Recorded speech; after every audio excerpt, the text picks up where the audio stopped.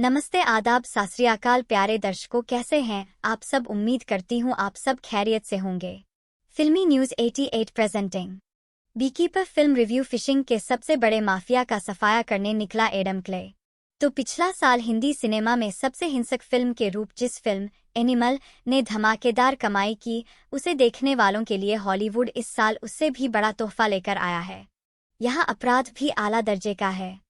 अपराधी भी ऐसे कि जिनके माँ बाप के बारे में जानकर साधारण पुलिस अफसर का तो होश ही उड़ जाए, और अपराध ऐसा कि अपने यहाँ जामताड़ा से लेकर गली गली तक होने लगा है।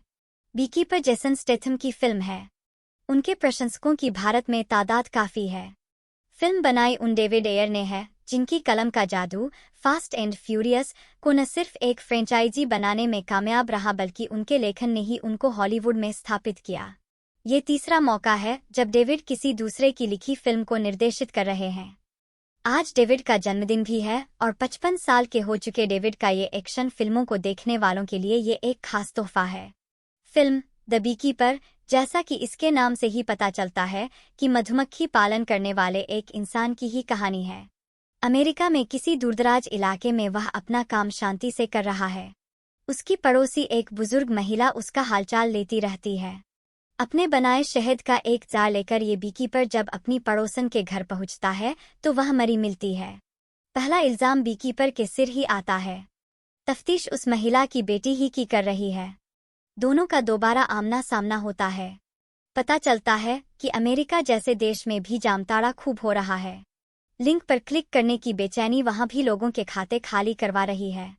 ये पैसा कहाँ जा रहा है, इसका पता लगाने अब ये बीकीपर निकलता है। बीकीपर दरअसल एक सीक्रेट सोसाइटी का सेवानिवृत्त सदस्य है। CIA का एक पूर्व निदेशक इसके बारे में जानता है। उसका बेटा ये सब एक खिलवाड़ समझता है और उसकी पत्नी का पर्दे पर जब पहली बार परिचय सामने आता है तो कहानी का असली ट्विस्ट आता है। 1 घंटे 45 मिनट की फिल्म द बीकीपर का DNA शुरू से आखिर तक स्पष्ट रहता है। कुछ अच्छे गाने हैं, कमाल का बैकग्राउंड म्यूजिक है, कुछ चुटीले वन लाइनर संवाद हैं, और जेसन स्टेथम का अपना खुद का करिश्मा तो खैर है ही। जेसन स्टेथम का एडम क्ले का किरदार उनके शरीर सौष्ठव के हिसाब से ही रचा गया है। वह एक प्रशिक्षित बीकीपर है। बीकीपर यानी कि अमेरिका के लड़ाकों का एक ऐसा समूह जो समाज की रक्षा करने के लिए बनाया गया। ये उस समय सक्रिय होते हैं जब सामान्य एजेंसियों के बस का कुछ नहीं होता। पूरा समूह ठीक मधुमक्खियों की सामाजिक संरचना की तरह काम करता है। रानी मक्खी जब ढंग के बच्चे पैदा कर पाने में विफल रहती है तो उसका क्या होता है, ये भी फिल्म अपनी कहानी के विस्तार में धीरे धीरे बताती रहती है।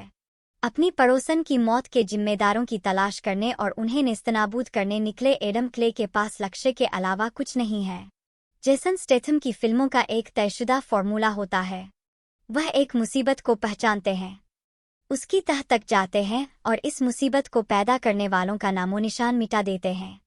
इस 3 अध्यायों की कहानी का विस्तार कैसे होगा, इसमें दूसरे किरदार किस किस तरह के आएंगे, कौन से किरदार दर्शकों को चौंकाएंगे और कौन से किरदार दर्शकों को अपने आसपास होती घटनाओं के चेहरे जैसे लगेंगे, बस इसी में जेसन की फिल्मों की सफलता का राज छुपा है।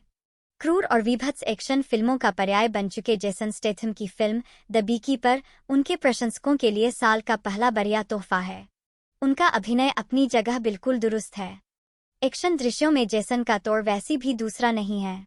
संवादों की उनकी टाइमिंग और उनके दूसरे किरदारों से रिश्ते डेविड एयर ने बहुत करीने से संभाले हैं। फिल्म द बीकीपर में जेसन के पीछे लगी FBI अफसर के किरदार में एमी रेवर लैम्पमैन फिल्म का संतुलन साधता चेहरा है। वही पता लगाती है कि जो कुछ हो रहा है उसके पीछे सामान्य लोग नहीं हैं। एमी ने इस किरदार में दर्शकों को कहानी से जोड़ने वाले पुल का काम किया है। साथ में जोश हचरसन भी है। कुछ किलर सूप की अप्पू जैसा है ये किरदार। माँ बाप से गालियां देकर बात करने वाले एक बेटे का हश्र क्या होने वाला है, दर्शकों को फिल्म की आधी यात्रा पूरी करते ही पता चलने लगता है। CIA से सेवानिवृत्त हो चुके अधिकारी की अपने बेटे के आगे की लाचारी और अपनी पत्नी के आगे दुम हिलाने की उसकी मजबूरी को अभिनेता जेरेमी आयरन्स ने बहुत अच्छे से निभाया है। फिल्म एक्शन के शौकीनों के लिए बिल्कुल मुफीद फिल्म है, बशर्ते अगर उन्होंने अब तक ये फिल्म डार्क वेब से हासिल करके देख न ली हो। अगर आपको वीडियो अच्छा लगा हो तो कृपया वीडियो को लाइक और चैनल को सब्सक्राइब जरूर करें। धन्यवाद।